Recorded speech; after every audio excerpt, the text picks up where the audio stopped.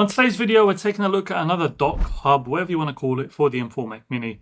Now, this one is also by ACASIS, and I did review one, I think it was about a month ago, for ACASIS, and it was the TB1201, I believe. Just thought that off the top of my head. So if I am right, let me know in the comments box below. And a lot of people seem to like that one. However, some people didn't like it because of the form factor, the way it looked, and it made your Mac Mini look like a full-fledged PC. And they want it to be a little bit more discreet. Luckily, this one, well, I've got the Pro model and the basic model, the 40 gig and the 10 gig models, basically. And luckily, these ones have a different kind of form factor. The Pro model, essentially, in my opinion, is identical when it comes to specs, and we'll go through that in the video. However, it has a different form factor. It has better cooling for your Mac Mini as well. So the people that didn't like the other one, this may be another shot to see if you like this ACASIS hub dock for your M.2 Mac Mini. And the people that did like the other one, you may even like this one as well. So they, in terms of the front, they're identical. As you can see, I had to actually write Pro on one of the boxes because I couldn't tell which one was which. But on the back you have, it says M001 Pro for the Pro and M001 for the base 10 gig model. Now, on the front they look the same. However, on the back they have different kinds of connections. So we're going to open these up, check them out.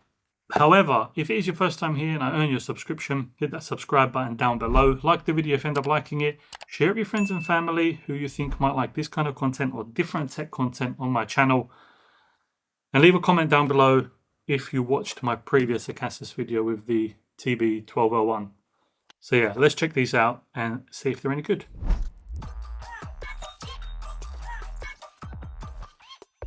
I think in terms of stuff we're going to get inside, it's going to be identical, but they are going to have different connections on the back, like I said. So starting things off, we have a box, and then we have the hub. Super simple. The only other thing we have in there is a little instruction guide, which we probably won't read right now.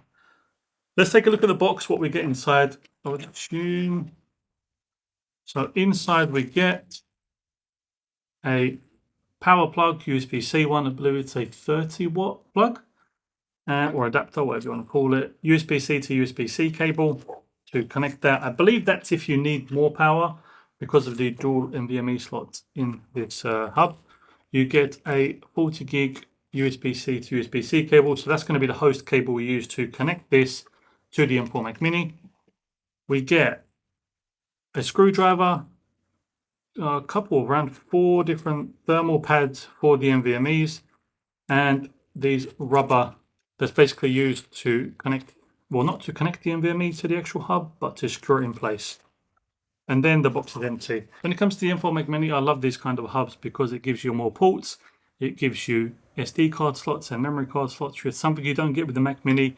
Expanded storage, which is a lot better in my opinion to go that route than upgrading with Apple through the website, as you're going to save a ton of money. And then you get them extra ports for connecting things to, charging stuff. So what they've actually done is they've put a button on the corner here. So when you push that button, it activates the button that's going to actually push into the M.2 Mac Mini. So when it comes to the actual NVMe's in there, and we're focusing on the 40 gig model for now, I believe it works the same way as the TB1201 did when I reviewed that a month ago. And what I mean by that is you are going to get the 40 gig speeds if you have 2 NVMe's and you put both NVMe's in there and run them in RAID 0. That will give you the benefit of having that 40 gigabit speeds, because I believe they are 2 20 gig lanes. So if you have just one drive in there, you can only get the 20 gig speeds, which is still fast enough to do everything you want to do, data transfers, even edit ROM. So no worries about that.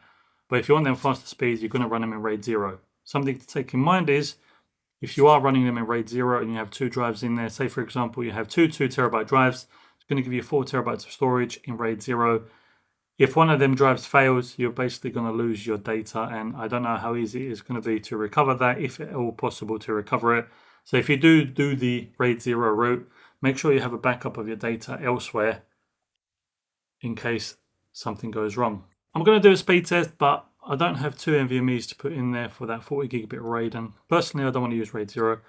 So I'm going to put 1 NVMe in there, and what we can do once we get them speeds is we can just, I wouldn't say double them because some speed is lost in the power transfer and stuff like that. So I would probably say connecting them both, if you're getting around 1500 meg on the OneDrive, you might get 1.8 times that. Some people are going to ask, why do you get so many thermal pads? They could be extras, or they could be when you put the NVMe in the actual bottom. With the metal bottom, you kind of want the thermal pads to touch this metal housing or metal lid, and that way it will transfer some of the heat to it, whereas if it's not touching it, it won't work as well with conducting that heat. So you might get 2 thermal pads in there just to double them up so you get a nice contact on the actual lid. When it comes to the differences between the 10 gig model and the 40 gig model, like I mentioned, there's not many, but I think the ones that there are is going to be more targeted towards power users in a way. So what I mean by that is the 10 gig model also has the SD card slot and the micro SD card slot on the side. However, it is the SD 3.0 one, which I think caps at around 100 meg speeds. And then on the Pro model, you get the 4.0, which gives you them 312 meg speeds, which, yes, it is 3 times the speed. And that's probably because the ones that people that are getting the Pro model want to take advantage of that fast speed. Maybe they're transferring bigger files, which is going to take a longer time to transfer if you have these slower speeds. On the front, both of them have the 3 USB-A 3.2 ports with the 10 gig connections, power button. You have the power button for the Mac Mini as well on the corner. And on the back is where the big difference lies, I believe. On the Pro model, you have power delivery 30-watt port for extra power if needed. Say you're running 2 NVMe's in there and you've connected 2 displays, because I think they share the bandwidth. So you might see a reduced data transfer speed. So if you need more power, you can always add more power into that with the adapter that comes in the package. Host port, you get DisplayPort 1.3 on the Pro model, and on the non-Pro model you get an extra USB-A 3.2 port on the back and a HDMI port.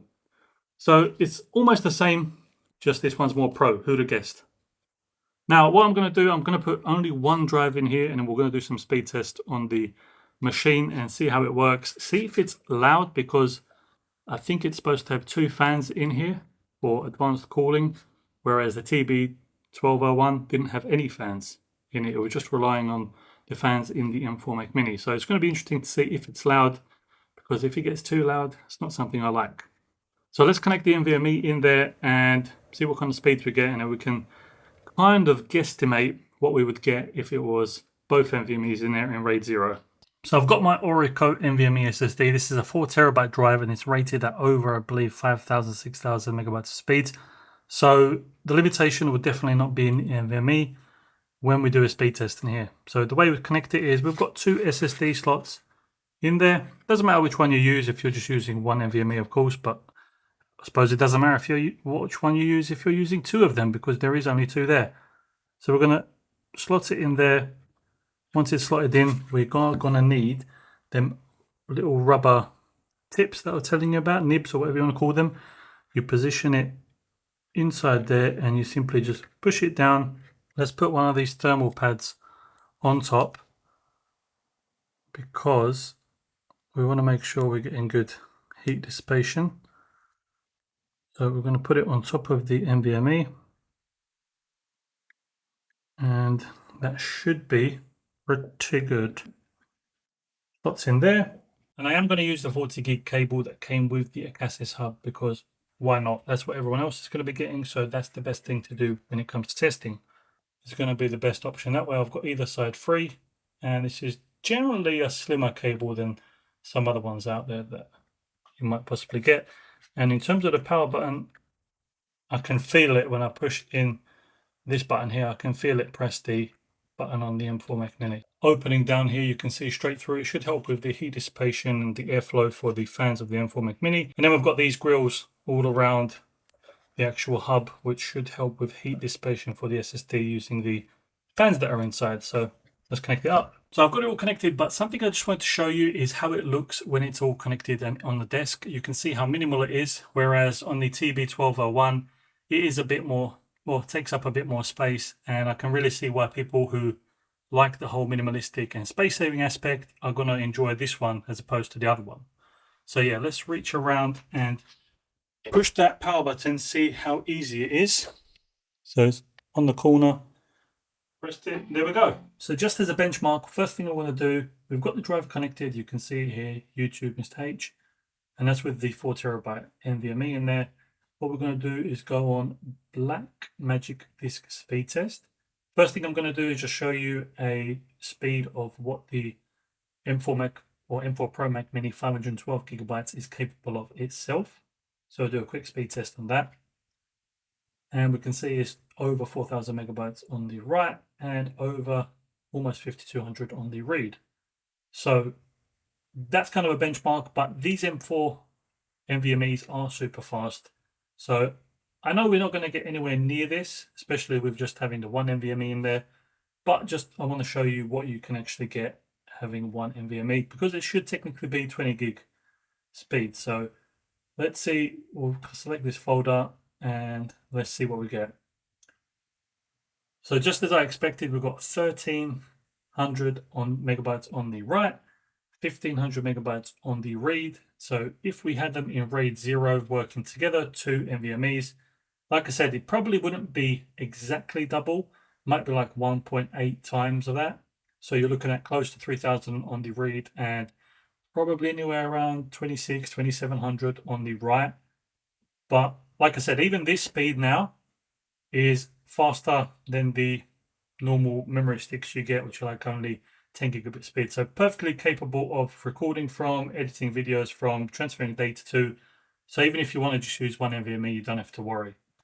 Now, when it comes to setting up RAID, if you want to set up the drives in RAID and you have two drives in there, all you have to do is go to Disk Utility in Mac, select the two drives you want to set up in RAID, go on File, select RAID Assistant. It's going to give you three options of what you can choose. You can choose JBOD, you can choose RAID 1 or RAID 0. Now, like I said, RAID 0 is best for speed if that's your only intention, but it's not so good for security. So if one of them drives fails, you're going to lose your data, and I'm not sure how easy or even if possible it is to recover it. So if you're going to use RAID 0, make sure you have a backup of your data elsewhere.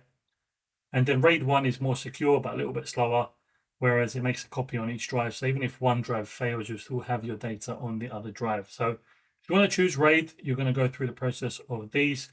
If you don't, and you want to just use one NVMe, it's plenty fast for doing your day-to-day data transfer stuff, file transfers, and stuff like that. So I hope that video helped you if you're in the decision process, or you might not have been until now, but maybe now that you've seen it, you might want to get yourself the M001 or the M001 Pro. Now, like I said, this is, in my opinion, it's a better option for those people who want kind of minimalism compared to the TB1201 that I reviewed before. It's a lot smaller, it takes up less room, and it's less visible on the desk. So it kind of blends in a little bit more, but it gives you all the great functions that the TB1201 did. Now, if you want to grab either of them, links are going to be in the description box below, as well as any discount codes I can find to grab you even more discount, because why not? If you did enjoy the video, and if I did earn your subscription, please hit that subscribe button below, join the community, leave a comment down below which one you would pick, or if you've got a different kind of hub, or if you've got any questions about these hubs, and I'll be sure to answer them in the comments box as soon as possible. Like the video if you liked it, hit that dislike button twice if you didn't like it, and I appreciate your support as always. I'll catch you on the next one.